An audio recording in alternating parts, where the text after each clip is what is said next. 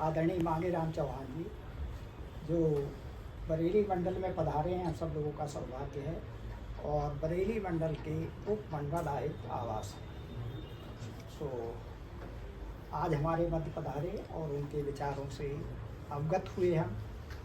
बहुत अच्छा लगा उनके विचारों को सुनकर।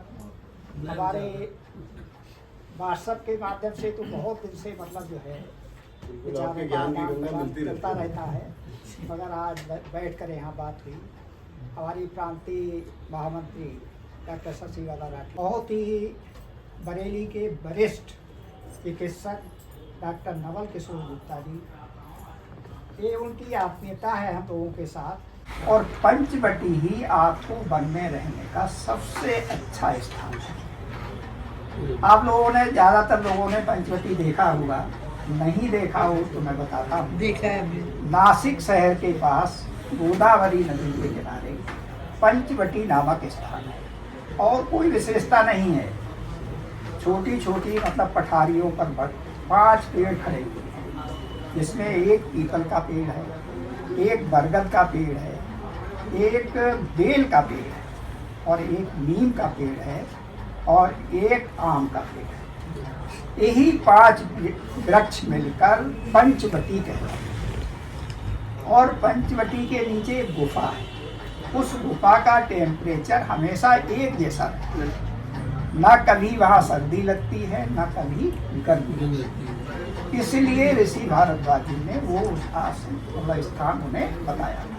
और भगवान राम ने सीता लक्ष्मण के सहित वन का अधिकांश समय वहीं बिताया, पंचवटी।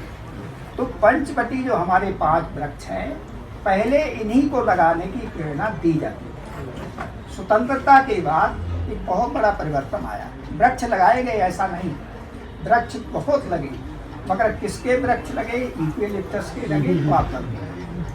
ये वृक्ष जमीन को बंजर करते हैं, लेकिन इनकी कोई उपयोगिता नहीं, केवल इस बात के कि उनकी जलाऊ लकड़ी मिलती है, वो बिक जाती है। किसान उसे मतलब जो है करता है, लगाता है, 5 साल में तैयार हो जाते हैं वो, और उसकी जलाऊ लकड़ी को बेचकर पैसा मिलता है। इसके अतिरिक्त ना वो कोई पर्यावरण संरक्षण में भूमिका निभाते हैं और ना कोई तापमान धरती का कम करते हैं। तो पहले हमारी जो अवधारणा थी पंचवटी की, अगर पंचवटी लगाई जाए तो हम धरती के तापमान को कम कर सकें। धरती के तापमान बढ़ने से बहुत सारी मतलब जो है समस्याएं पैदा हो रही हैं। ग्लेशियर पिघल रहे हैं और बहुत सारे ग्लेशियर सूख रहे हैं। ये माना जाता है, आकलन है मतलब वैज्ञानिकों का, कि हमारी इस मतलब जो है धरातल का 98% भाग हमें जल के केवल 2% भाग पर धरातल है, 2% भाग पर धरातल है।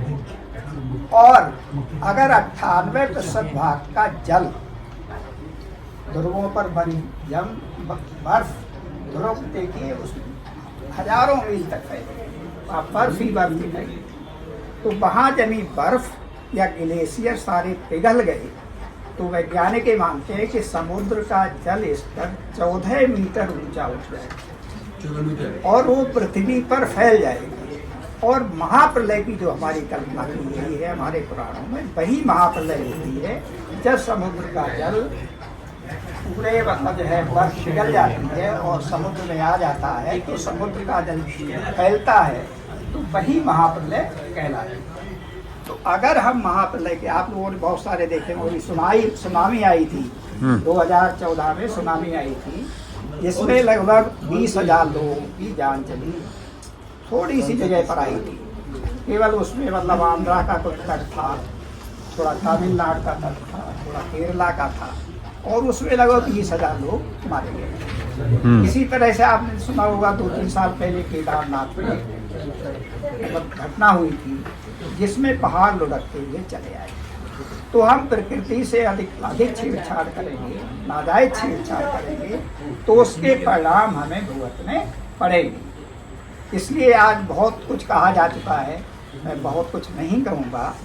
हमारे कवि हैं, लेखक हैं, साहित्यकार हैं, ये साहित्य की विभिन्न विधाओं द्वारा, चाहे वो कहानी हो, चाहे कविता हो, चाहे गीत हो, चाहे लेख हो, उसके माध्यम से पर्यावरण संरक्षण की अलग लगा सकते हैं और लोगों में चेतना उत्पन्न कर सकते हैं।